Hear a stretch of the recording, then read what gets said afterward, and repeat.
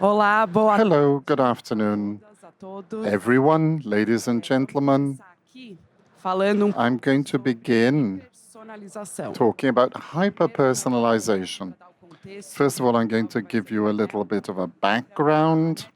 Netflix revolutionized the entertainment industry by creating a hyper-personalized customer experience using advanced data analysis and machine learning. A strategy that is now inspiring banks as they offer products and services and solutions that have everything to do with clients' preferences and needs in real time in all their customer service channels. Unlike traditional personalization, which is based on location and name, general data, hyper-personalization is deeper and deeper, going into journeys, life moments, track records, and preferences. Predictive analysis is being used to bring forward and get in front of what customers are going to prefer before they even know it. So how can we scale that up by taking advantage of data sharing, leveraged by open finance and AI, generative AI. So I'm going to invite Cynthia Souza, who is the CTO of Bradesco, to the stage. Cynthia. João Araújo, who is the business director and director of experience of Itaú Unibank and digital platforms.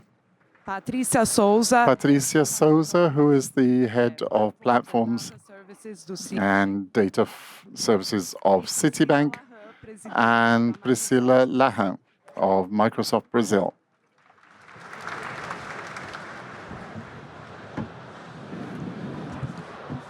Obrigada pela presença. Thank you, everyone, for being here. I think we're going to have a fun panel, right, Priscilla? We were talking about that, and I think it's going to be a great panel. Well, we know that hyper-personalization goes way beyond the digitization of customer experience. Starting with the bank's representatives, how have you addressed the challenge of meeting deeper demands, personal demands of each customer, respecting their aspirations, values, behaviors, habits, and opinions? We'll start with you, Cynthia. What is hyper-personalization for Bradesco, and where will the bank's clients see it happening? Thank you very much. Good afternoon. I'm humbled to be here on this stage with my colleagues. Hyper-personalization for Bradesco is our ability to offer experiences and products and services that are adapted to each profile and each life context based on data. These could be behavioral or historic data or contextual data.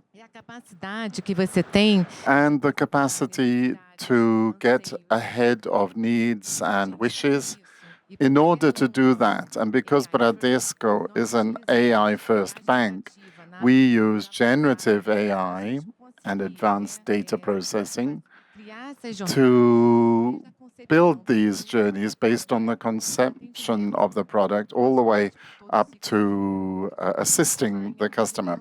And talking about customer service, our service is hyper-personalized. And we've had BIA for more than 10 years, which is Bradesco Artificial Intelligence. We now have BIA with generative AI, and her efficiency is up to 85 with billions of interactions through BIA. BIA answers questions about products and services, she carries out transactions, she makes recommendations, and understands even the mood of our customers when they are using a voice channel.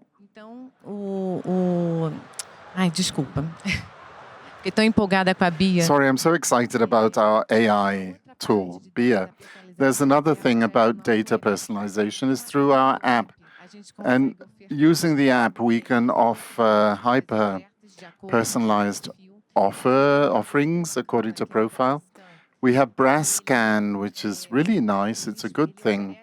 It offers a Netflix-like experience. In other words, it uses classification algorithms, and based on the customer's preferences and profile, we can say clients with your profile also invest in, and then we offer the types of investment. Another really good thing is called income or revenue BRA, which again is credit offerings. And we optimized that offering. We used multi-agent. We used a Bradesco agency, which brought in scores of data scientists to help us calculate very accurately our customers' revenue. And what does that enable us to do? Our offering is then much closer, much better suited, much more inclusive and more appropriate to that customer's revenue. And that is integrated into the customer journey. So if a customer is paying a bank slip or a PIX, we build in the offering in the context. And last but not least is open finance, which has a lot of data for us to use, and we can produce a complete management profile and make offerings based on that information. Thank you. João, what about Itaú? What is hyper-personalization of your customers? Well, first of all, thank you to FEBRABAN for this invitation. It's a great pleasure to be here on the stage with this team. Hyper-personalization for us in Itaú means it's a direction that we've been following for several years now. Perhaps we can see different phases of hyper-personalization, but there's no type of presentism, but it's an unprecedented moment in the history. And it comes from the normal increase of digitization. I believe digitization has been the most revolutionary thing in the history of banking. I don't know if everyone knows, but banking, the first records of banking, go back more than 4,000 years in Sumeria and Babylon. These cities had the start of organized asset management. You could receive loans on the base of assets. So that has been with us, with mankind, for 3,000, 4,000 years. But thanks to all of this, through ancient Greece, the Renaissance, the Roman Empire, etc., but banking has always been based on physical assets.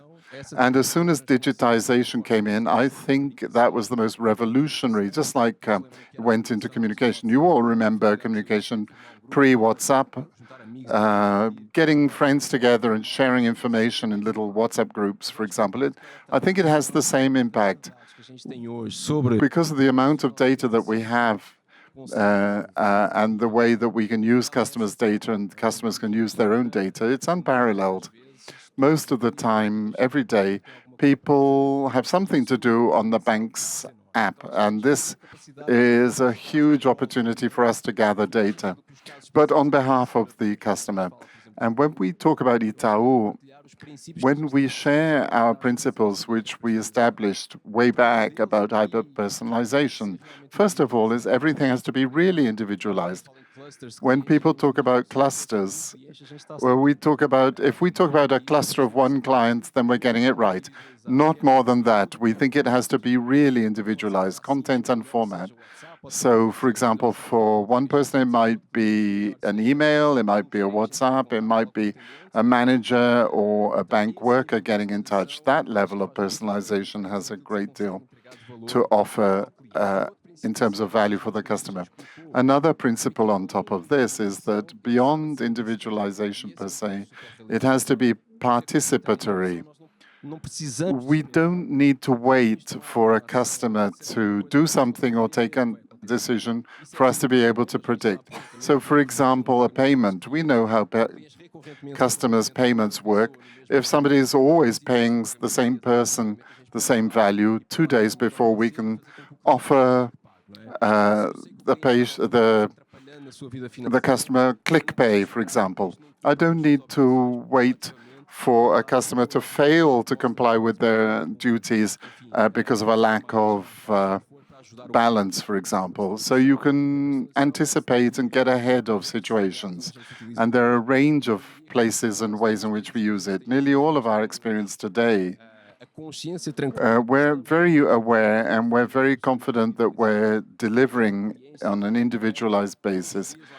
So at the top of the app, when you go onto the app, there's a slightly different message every day. It varies depending on the customer's profile. And there are a number of examples. For example, when we think that a PIX payment might be a scam or a fraud, we can alert the customer and say it doesn't really fit into your track record of payments. So everything we can do on behalf of the client is very interesting. And in the third phase, which we've been working in and we're very excited about, which is to generative AI has enabled it. We think it's a new threshold in terms of hyper-personalization and context. It's very seamless and very different from what we have today. There are a number of cases. With our client vision, last week we began investment intelligence, generative AI, talking with customers in order to offer financial assistance. We've piloted that with 10,000 clients.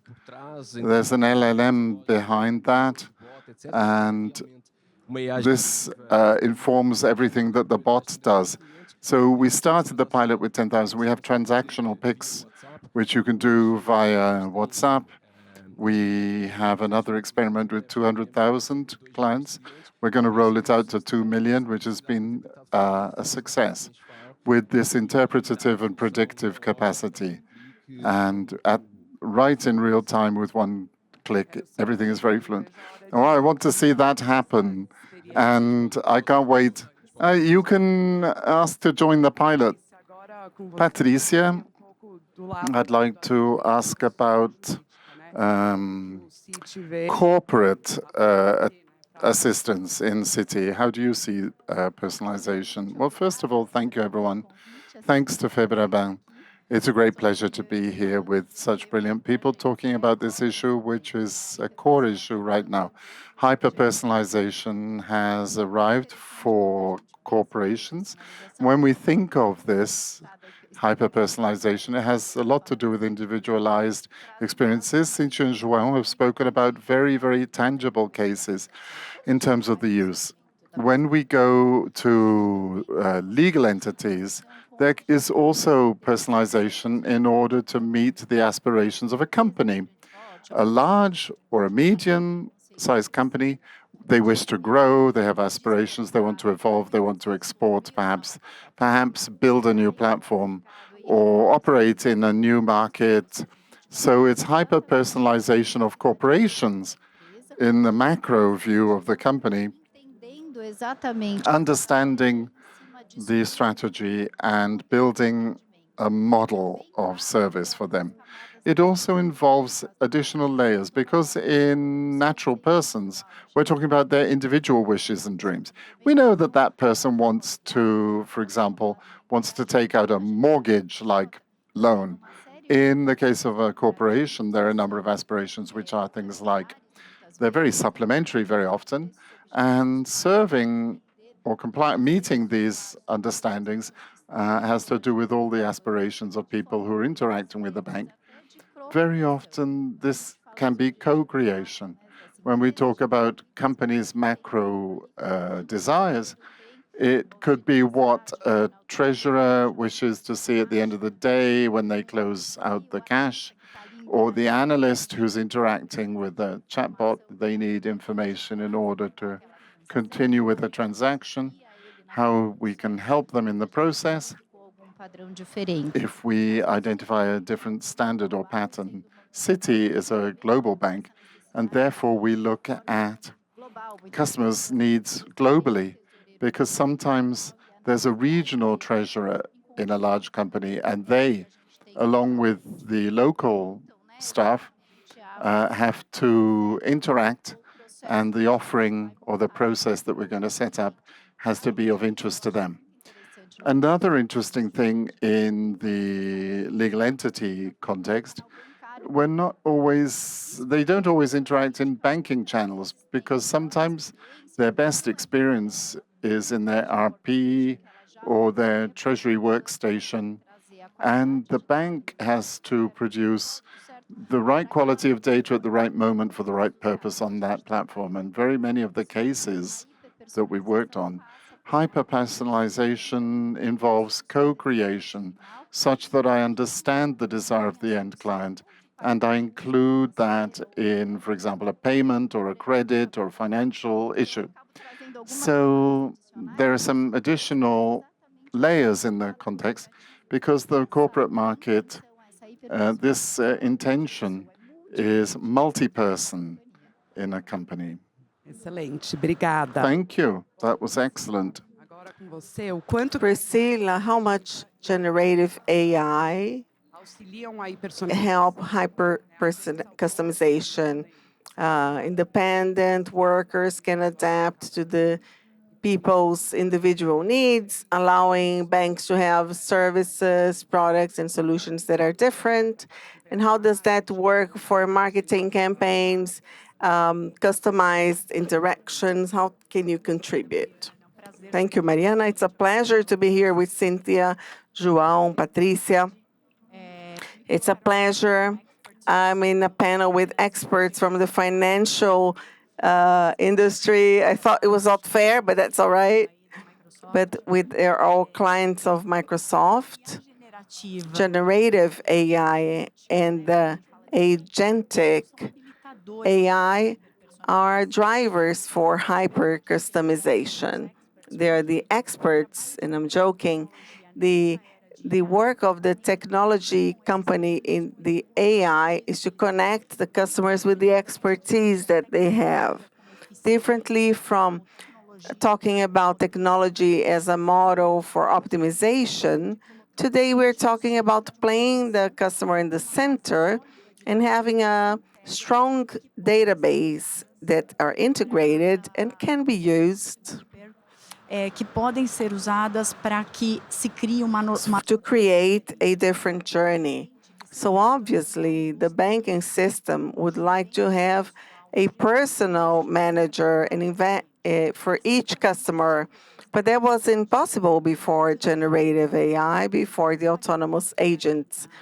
With artificial intelligence, it is possible for you to map, if you have your data organized in a solid database, and we have many data, not very solid, but there are 3 customers who do have solid database. You can integrate them in a way so that you can change the customer journey, bringing more context, lessons learned, because the autonomous agent learns natural language, human language. It's almost to say that we can have a more empathy and a more human relationship with our customers in a world with lots of AI. But this is the reality.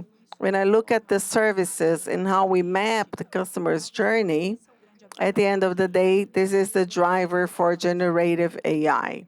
It's about rethinking, what if I can do everything for my customer, looking at something unique, at the moment of life that changes over time, the moment of having financial difficulty, or when they want to do a different investment. That's possible to do that based on generative AI.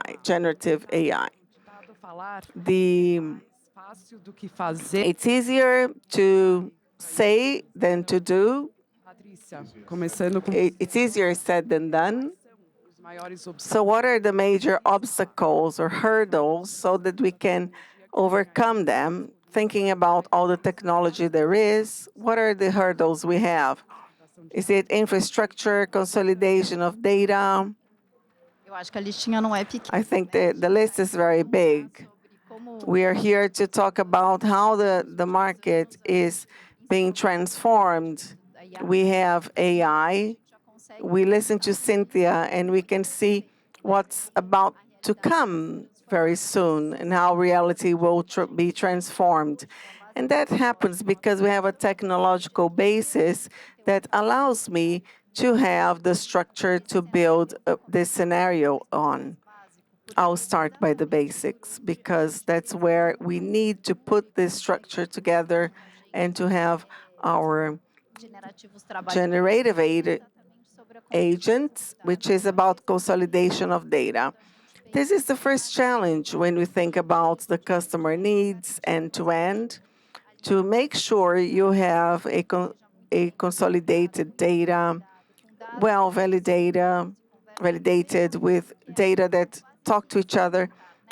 So it's about the first pillar for you to build a more hyper-customized experience.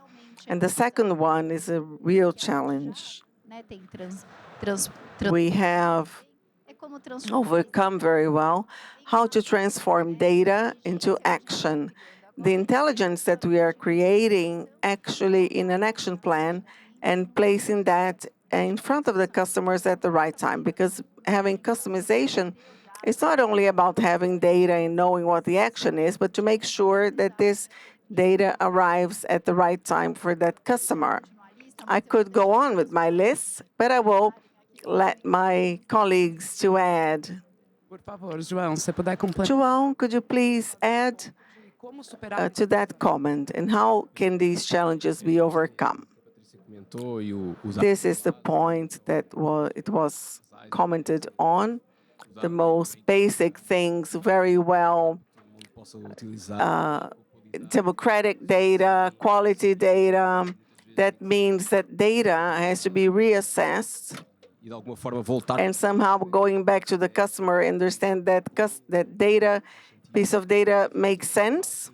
The most structural and basics part, with Itaú, we have been working a lot with that. I'm going to talk about other relevant issues. They were relevant for us, how we could see it. The first one seems to be very obvious, but it has to be with credibility of the institution. All the institutions are represented here. They have high credibility, but we don't want to see the company that the customer trusts data, us to have the data. But I want that company to have my data and to keep my data because I know what they're going to do has a lot of value. From the point of view of the daily work is very relevant. Does any employee of Itaú asks data for the customer, they have to make sure why they would use that piece of data for the customer. So this is very relevant. Who the customer would like to give the data to. The second point that we called it's the horizontal decision making. In a large company like the ones that are represented here, you have products A, B, and C. It's tempting for all of them want to talk to people about these products. I gave the example of the talks that we have at the top of the app. If we look at the combinations that we have in Itaú per month, we could do 2 billion combinations of potential talks, but it has to be very well orchestrated. What is more important to communicate to the customer, regardless of the interest that there may be?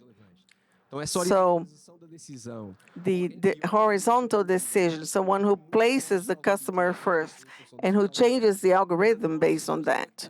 For us, if we're going to communicate that your bill is going to expire tomorrow, otherwise you're going to pay interests, it's much more important than for the person to receive that message than any other. So that's very relevant. Something that is relevant, and there was some elements of our design team, they can confirm that. We have implemented 2 years ago a methodology that in any journey we air, whether in the app or outside the app, they have to have 4 criteria, very well defined. It has to be relevant for the customer, simple, reliable, and memorable. There is a huge checklist of what has to be done for these requirements to be met. The first one is to be relevant. So we created a culture that there is nothing aired that we don't think is relevant within the context for offering that product or service. So the horizontal decision, the culture, and how to work with the process to build the journeys are very relevant. João e a Patrícia deixaram aqui Cynthia, difícil, né? my mission is more difficult now. I will, since we've talked a lot about data, about the scalability of these solutions, Bradesco is a huge company. For each one of the business areas, we're recreating all the structures.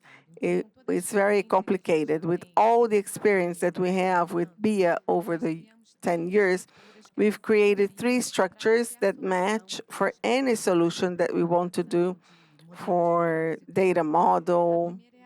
The first one is Bridge, Bradesco AI, generative AI. It's an AI platform that can connect several LLM, and it's much simpler when people want to use engine A, B, or C. They have everything in the safety, and that's a platform that can be used by anyone in the platform. We increase more the breach. Então a gente The other are data products. In every use case, we have products oriented to domains. And the third ones are the decision drivers for opening accounts, for fraud, for credit, and these 3 things together are used in several solutions, and we use that to be scaled. Something that is not so easy to scale as technology or talents. There are not enough talents for everything we need to do. So we have done a lot of rescaling, upscaling, skilling. We have purchased Kunumi in 2024. It's a special company. They are data scientists who are very talented in our team, have done very important things. What Cuminus brought, we launched the ICT that has 3 labs, 5 in the phase of signature, because Kunumi has been created in the academia. And the last point that it was mentioned is about the responsibility, so there shouldn't be any bias. We have to ensure the safety of the models we use, data privacy. So we have to customize, but you shouldn't go against the data protection law. When you use generative AI, there are several guardrails, and we have to make sure that the answer is correct. That's not going to offend anyone. A very nice case a couple of years ago, but I really like it, was BIA against harassment. The chatbots, generative AI, is confounded by a woman, and she is harassed. So we've learned, we've taught BIA to be very, to know how to answer to harassment.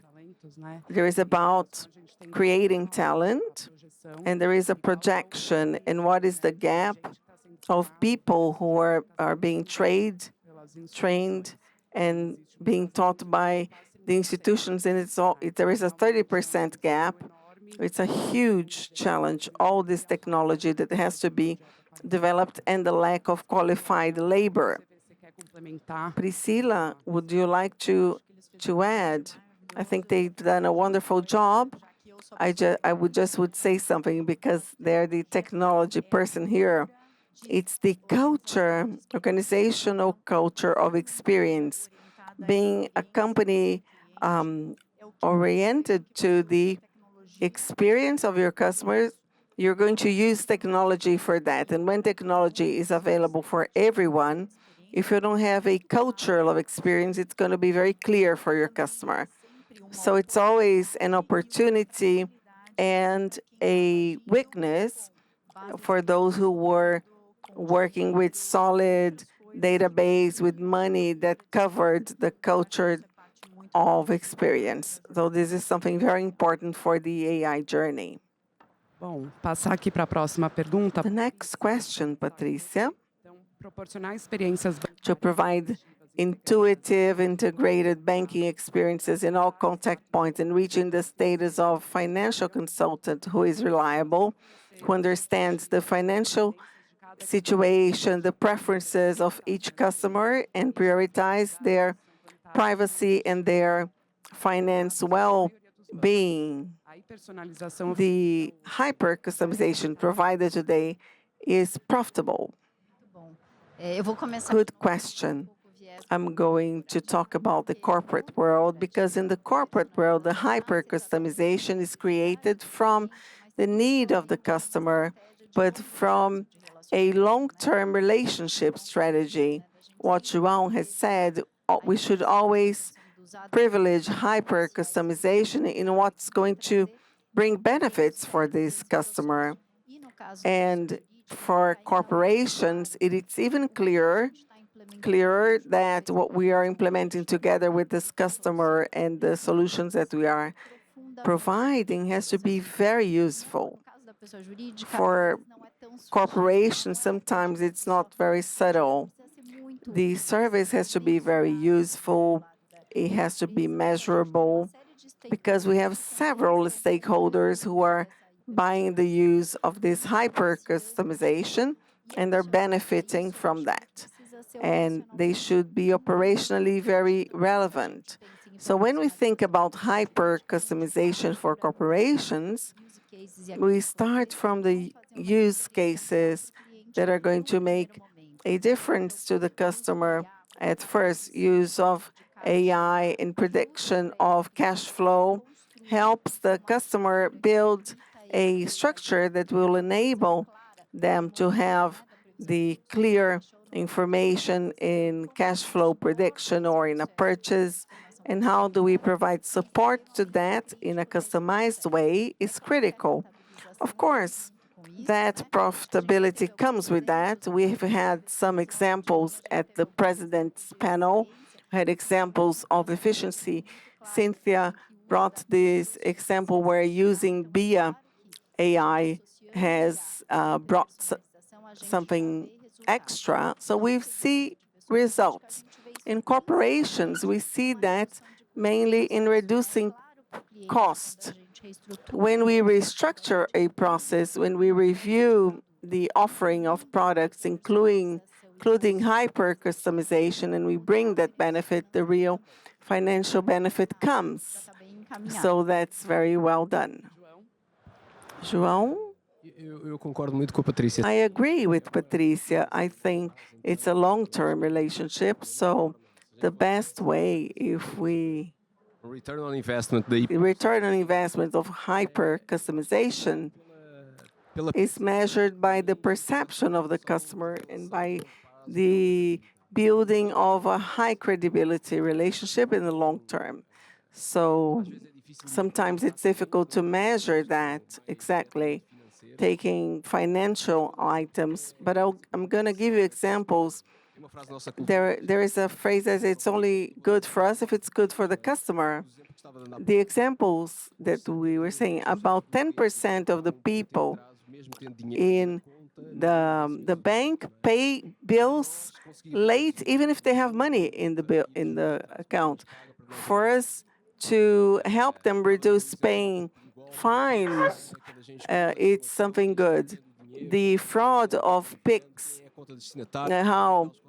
who is the relação for estranha, If there is a foreign relationship, we should warn about the customer. We think it's a fraud. não vou dar aqui o número, I'm not going to give the number, but a maioria dos golpes em que os clientes we prevent a huge number of fraud. It's a liability that could not be num anúncio imputed to the fez uma transferência para bank, or somebody saw an ad at Instagram and it was fake, or somebody asked a WhatsApp asking for money. But for us to reduce impact on the customer is very relevant. We believe that every time that happens, we create goodwill for the customer to continue with us. This is very important. And on the opposite side, we should be careful about the irrelevance. que a gente mede com bastante We measure these metrics. Every communication or journey with the customer that doesn't have a positive feedback, we show a communication the customer is not interested in WhatsApp, the customer didn't react. For us, this feedback is valid because each failure in communicating, every time that you are irrelevant, we pay a micro bill for that. And if that continues, maybe the customer will create a negative perception of the company. So this factor is very important. To run away from irrelevance is as important as being relevant.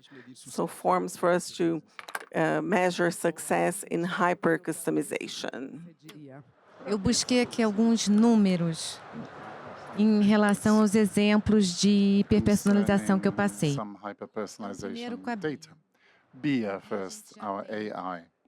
Para responder a dúvidas e She answers queries generativa with dentro do generative AI in the app, in the chat part. agora na última semana a gente passou Last week, 3 milhões. we have 3 million. Desde que a gente colocou a Bia com And since we've implemented atendimento generative AI, we've improved efficiency 20-fold. super relevante. These are important figures. Another good thing about Brascan, which is our Netflix Netflix Lite.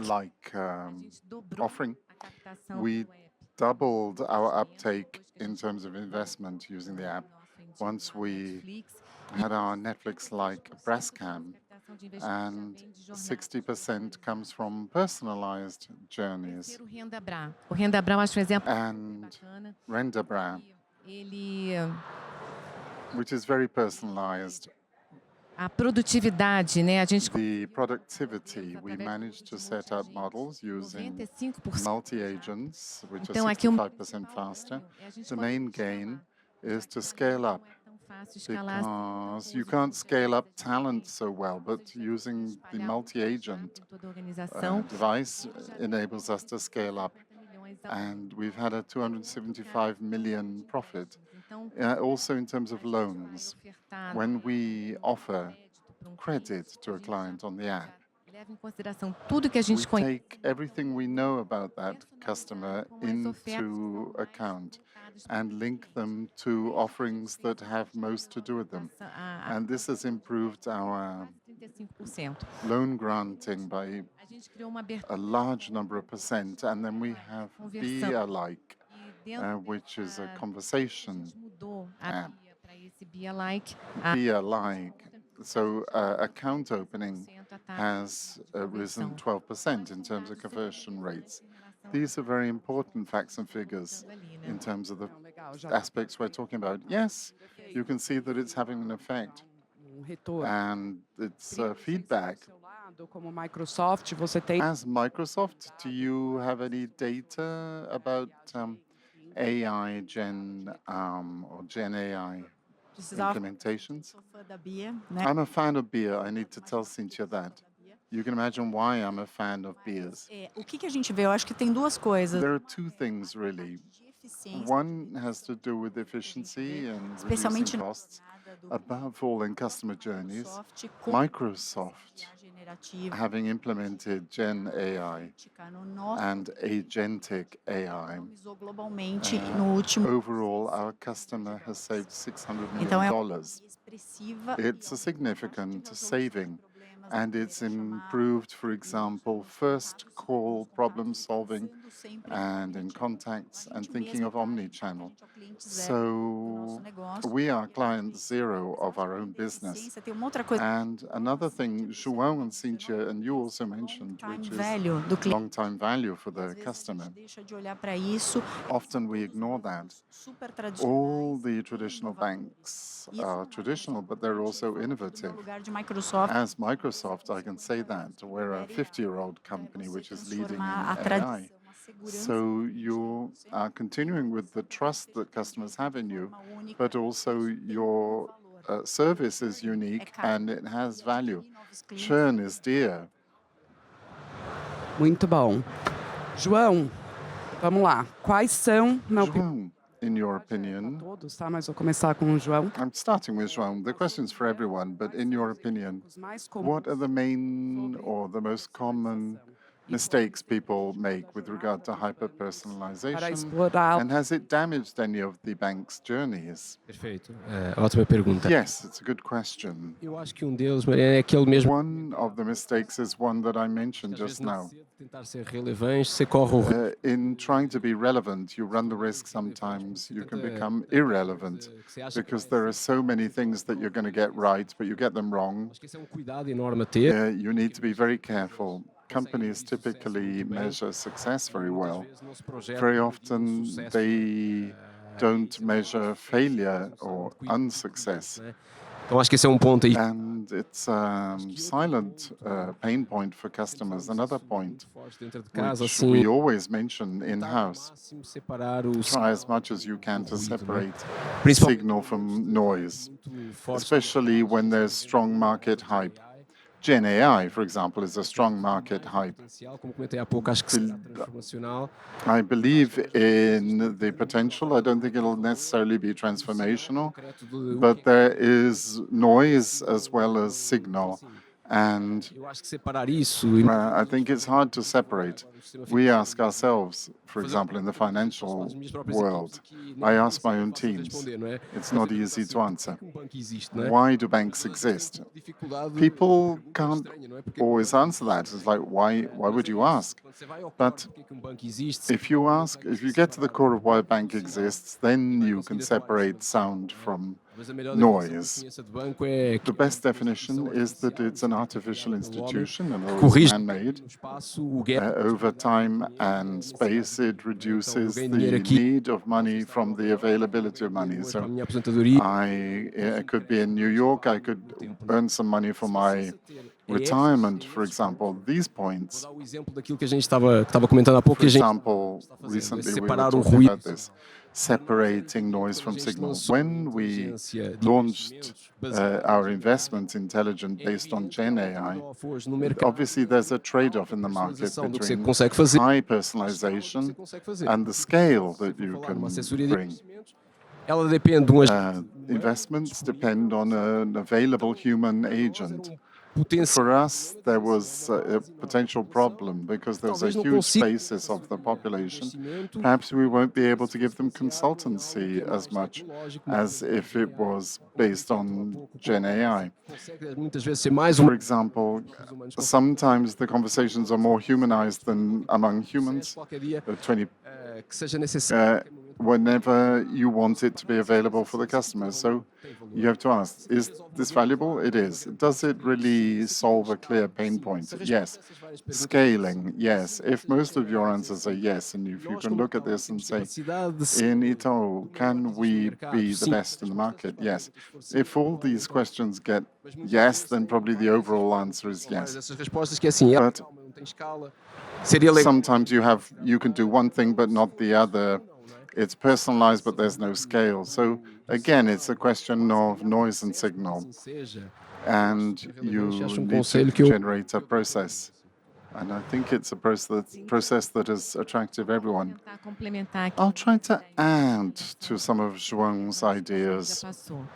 Acho que o primeiro, apesar de eu ser uma pessoa de tecnologia, Despite being a tech person, focar só na tecnologia, if we focus only on technology, we could forget that there's a customer. toda a tecnologia, Not all the technology in the world will Então, solve all the problems. o cliente We need to understand the customers, you have to understand their que journeys, a gente quer testar. what are the hypotheses we're testing. Otherwise, you can't generate a relevant personalization journey.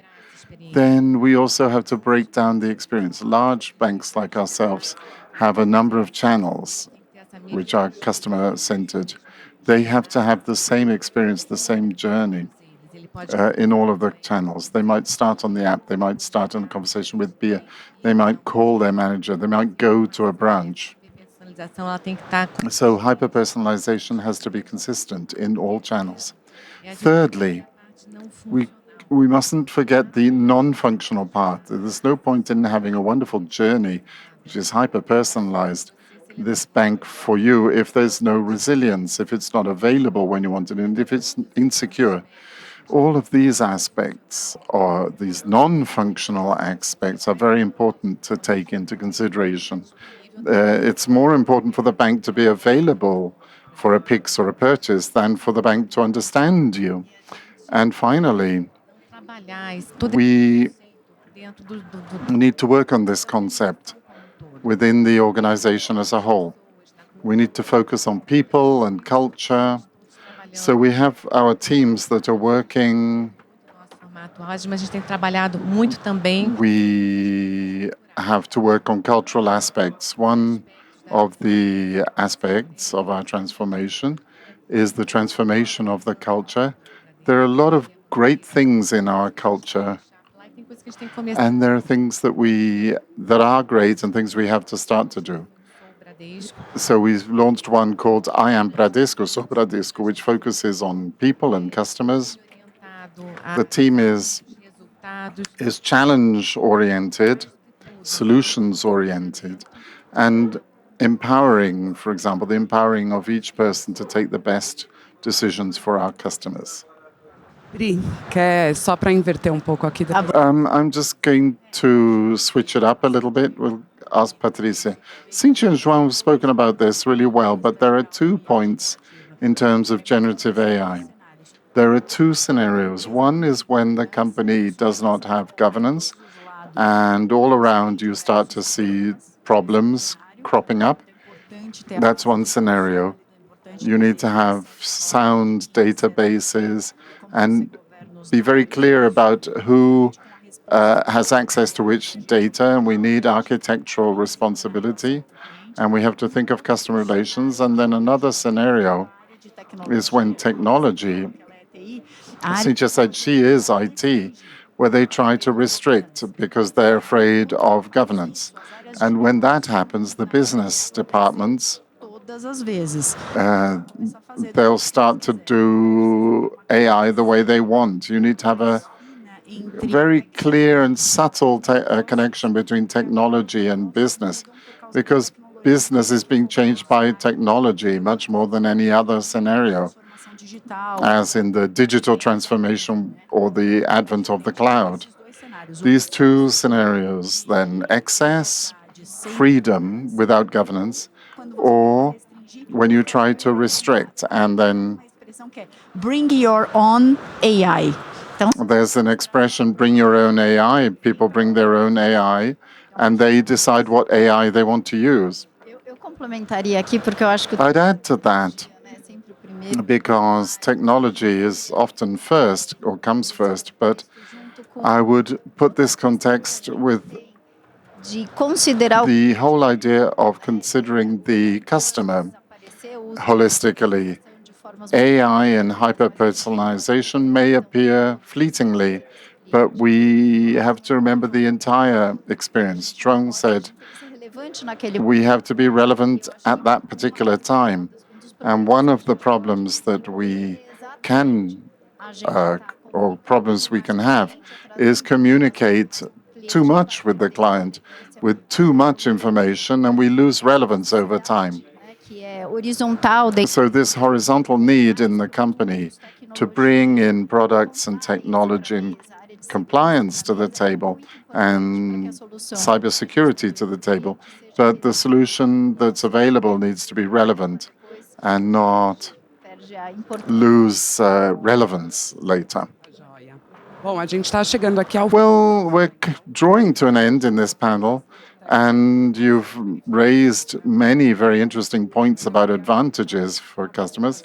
But I'd like to finais. provoke you a little bit before your final considerations. São os benefícios. What are, in fact, the benefits of hyper-personalization? Benefits for the customers.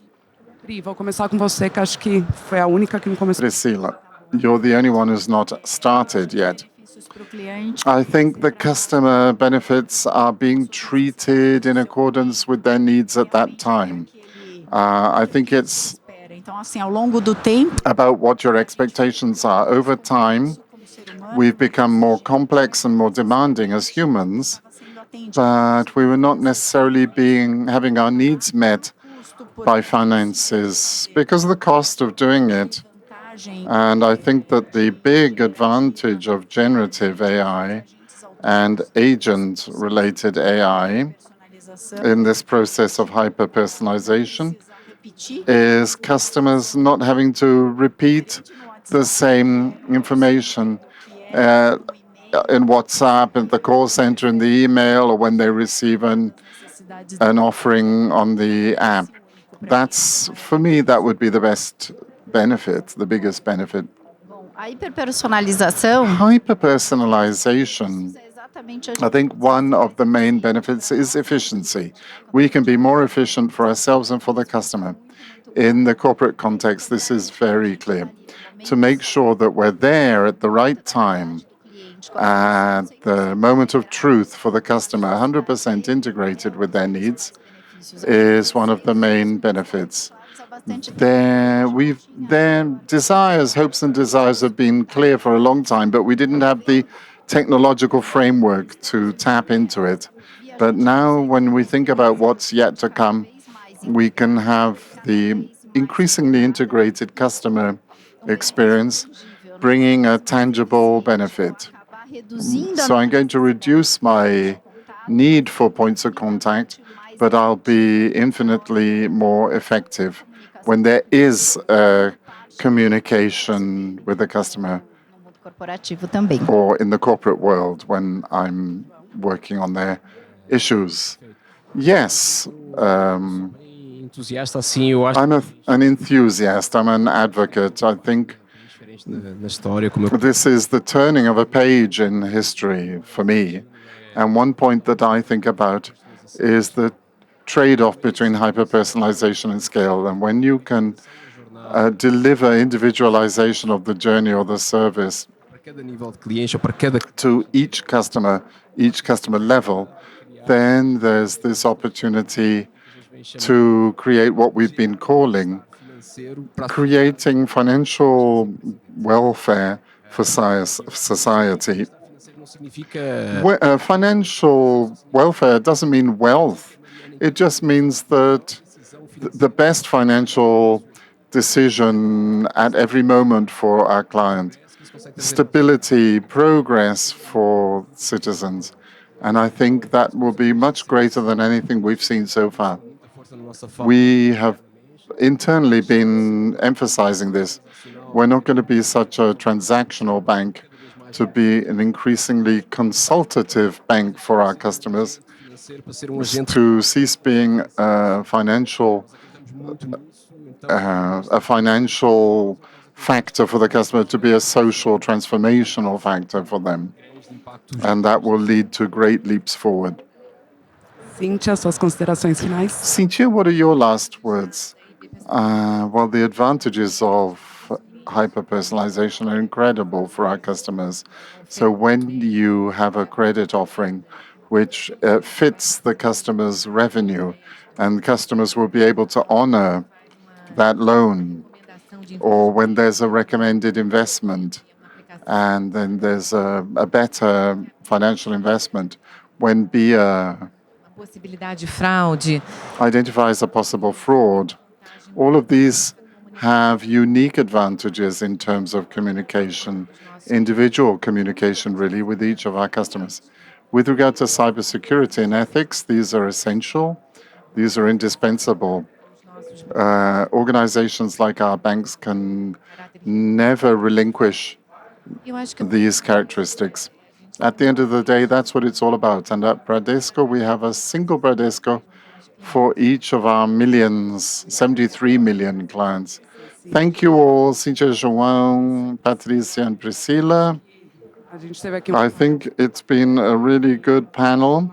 a gente vai ter todos os bancos. And very soon, we'll have all the banks, just as we have Netflix at home, we'll have a very individualized experience. I'd like to thank all of you for being here in person, those who are watching us online, and enjoy the rest of the first day of FEBRABAN Tech. Thank you.